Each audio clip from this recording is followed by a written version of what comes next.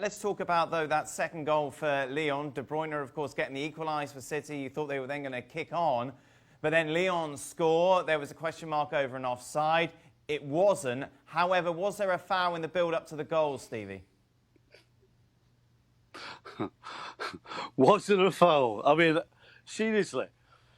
There are some things that happen and you see that you think this is the only time I'll ever see it. But you know what? We're not dealing with officials, and we're certainly not dealing with VAR, because, again, it is about as clear as the day is.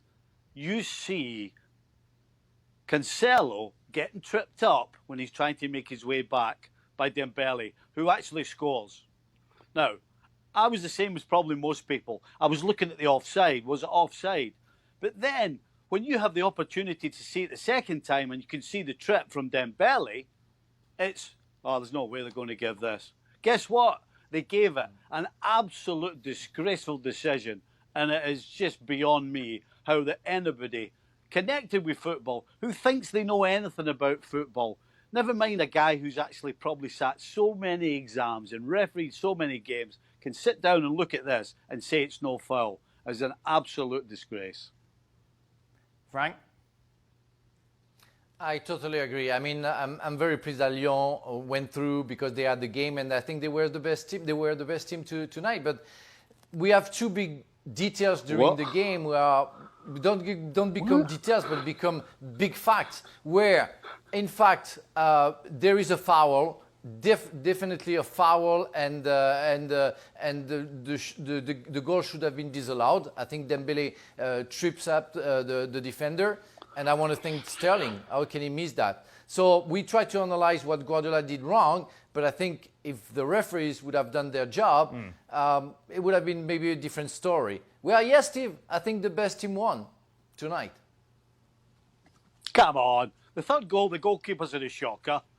The second goal should never have been allowed in a million years, and they took the one chance that they made with the run in behind. And then you've got City. How many chances Manchester City had before De Bruyne scored? But before De Bruyne scored, how many Lyon chances? Had one chance. Lyon had one chance in the game. The first goal. No, the first goal. They had a chance with Marcel when he shot. But Lyon didn't have Manchester United. Come on, Fry. The best team didn't win. Come on, the best team. Yes, I think the best team. The team more concerned. The team who worked with his quality and accepted his weaknesses did what they had to do. The other one was maybe 100 times better than Lyon. Didn't do the job. I like that. That's it. I like that better. They did what they had to do. Didn't mean they were the better team. I like that better. Of course. Let me split you two. Okay. Let me split you two down the middle and just say the team that was super well drilled and knew their limitations won, and the super talented side that can't help shooting themselves in the foot lost. I mean, that's kind of the way I saw it. And you know, we're thinking about this before the tie started over the last 48 hours. Was what's going to be the big downfall for City? Are they going to make mistakes again? And the answer is a clear and abundant yes. And that's an issue. To go back to the social media and all the other stuff, these are just moronic idiots. You know, every manager, as Stevie said, and coach has a flaw at some point. And Guardiola's flaw, stepping out the Barcelona shoes, is he can't find the right balance in these European juggernaut knockout competitions to find the correct balance between super efficient, entertaining, you know, creating chances, forward play, and defending. And as I'll repeat myself, until he does that, he's unlikely to win this competition. He can go out and buy another 3 or 4 David Silvas and Sergio Aguero. It's not going to make a difference. They've got an abundance of them, Dan. He's got to fix the problems at the other end, Frank.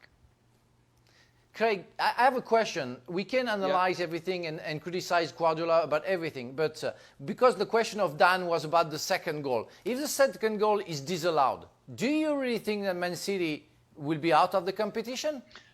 I'm not sure, because I still think that if you think back to before the second goal, Frank, or around that time, there was another 2 or 3 balls that Lyon tried to play in diagonally, and Kyle Walker almost got caught out a couple of times.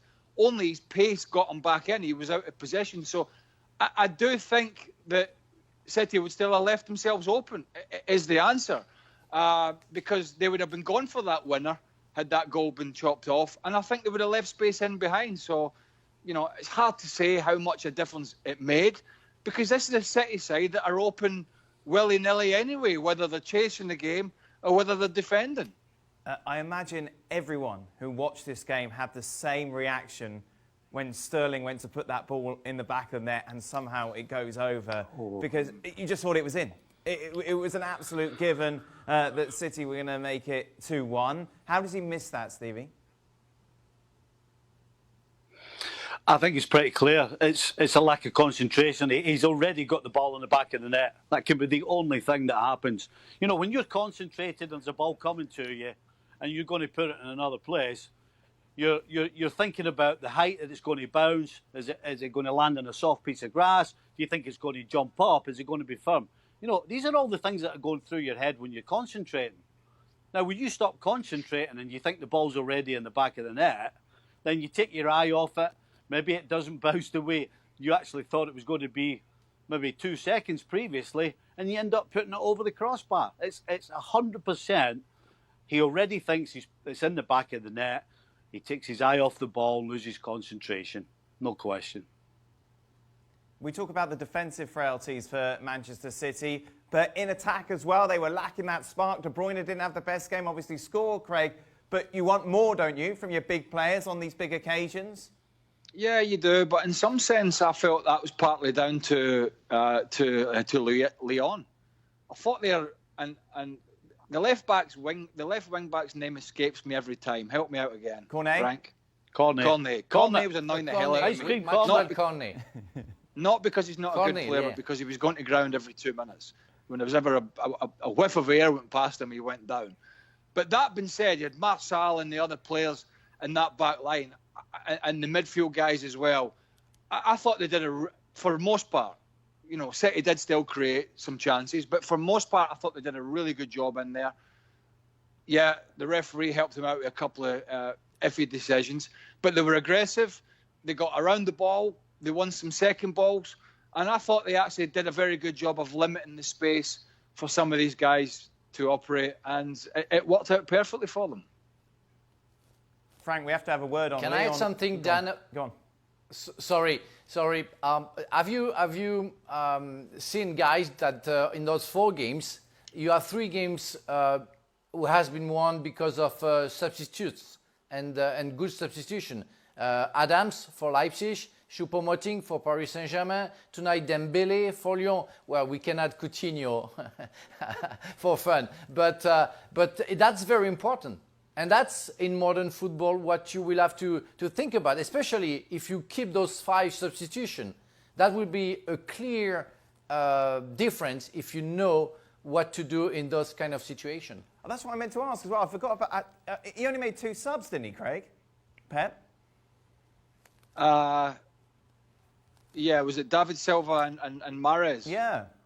Yeah, Mahrez. it's... and you looked at the others in the beginning. You saw Phil Foden, the job he did against Real Madrid for a youngster was amazing. So you had Phil Foden as well, and you had others on the bench that were game changers. He didn't utilise it, and I think he was a little just befuddled at the end. He couldn't believe what he was seeing. He knows his side make mistakes, but here we have Ederson, who generally has been one of the most steadfast goalkeepers in European football over the last couple of years, just brushing out an easy shot to save. And I don't know why he didn't. I haven't got the answers, Dan. I don't know why he didn't utilise the rest of his substitutes.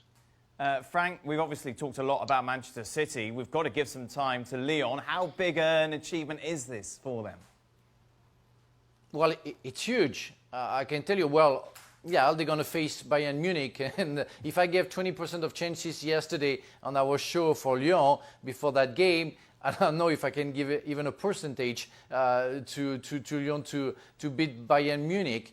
who is clearly the favorite. But it's huge. It's a huge step. I mean, it's maybe the second time they reach the semi-final, and they do well. They work with their beliefs, as I said, and all the fans must be delighted. I mean, Garcia was named after leaving Lyon, Marseille, sorry, and was booed by the fans, and nothing worked. We said that they're not very much a squad or team. They don't work together. Well, against Juventus for the 2 legs and tonight against one of the biggest teams in Europe, they showed that they are at the level. Not at the same level, but they can be for one game at the level of the biggest teams, and they should be very much proud of that. And now recover and be ready for a big games for the semi-final. Yeah, that big game is on Wednesday against Bayern Munich as the semi-finals now set. 24 hours before that, of course, it's Leipzig against PSG.